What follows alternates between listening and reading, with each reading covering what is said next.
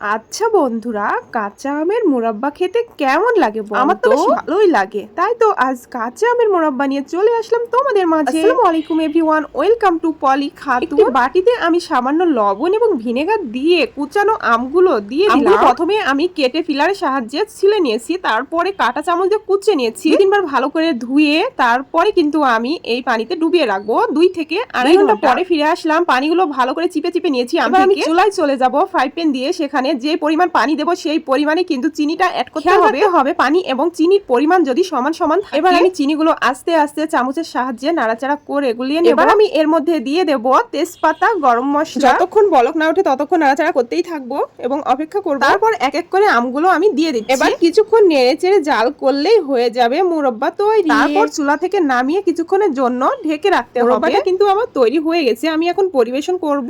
বাহ, কি সুন্দর লোক, মাশাআল্লাহ, তো অনেক মজা হবে। কম সময়ে তৈরি হয়ে গেল কাঁচা আমের মুরব্বা। আল্লাহ হাফেজ।